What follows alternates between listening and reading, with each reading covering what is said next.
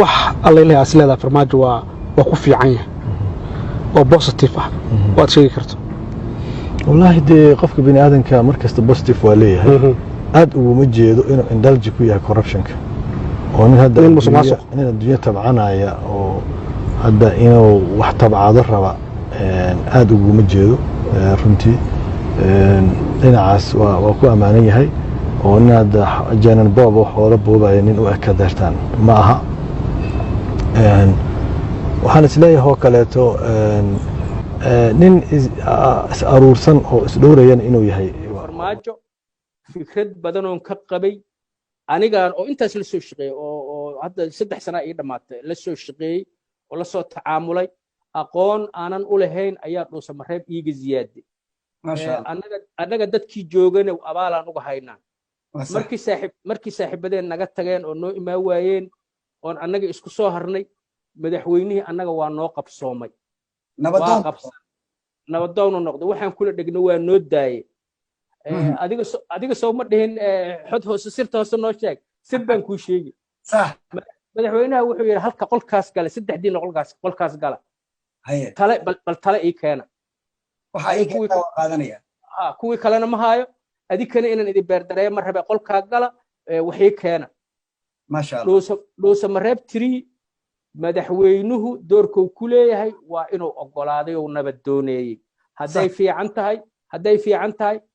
xun tahay haddii Soomaali shalqooti laga tuuraa saddexdaas nina loo haystaa horta ugu faraxsanahay runtii kulamadii fiicnaa oo dhacay iyo sida wanaagsan oo niyadsamida leh ee loo wada dareersanaa in marxaladan dalka meesha uu marayo loo baahan yahay midnimo qaran iyo in lagu wajaho xaaladaha dhabta ee jiro si aragti midaysan ah doodo dheer kadib arrintaas runtii waxaan uga mahadcelinayaa madaxweynaha dawladda federaalka oo runtii muujiyay dulqaad iyo odaynimo runtiina gogashan maanta la fadhiyo wanaageeda la dhihi karo isaga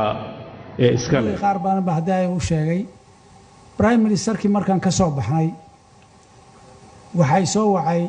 madaxweynaha ayaa soo wacay waxaan aad iyo aad runtii markii aan telefoonka dhigay anigu aan iskula hadlay war wixii naloo sheegay midhaa waxba beenka ah wax la abuurayay ahaay maxay tahay waxaas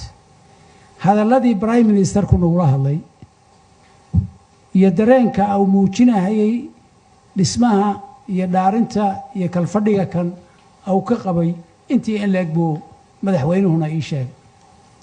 been ii sheegay markii aan telefoonka dhigay anaa isla hadlo waxaan yiri wartoola wixii la idin sheegayay waxba kama jiraan waxba ka jira dad baa ka bixi muftarahayay miyaa ciddi rabta marka inaan gaajada ka baxno ciddi rabta inaan soo celinno xorriyaddeena iyo sharafteena ciddi rabta inaan qabyaaladda ku bedelno qarabnimo iyo sharaf ciddi rabta inaan xanuun u adkaysanno sanad ama 2 sano laakiin aan dhisanno jidadkaas iyo sarahaas oo kale ciddi rabta inay tiraahdo awoodda Soomaaliyeed waxa iskala shacabka Soomaaliyeed ma aqbalayno dalaaliin ku kala dhigirta shacabka ee dawladda ciddi intaas diyaar u ah doonaysa waxaad haysataa saaxiib la yiraahdo farmaajo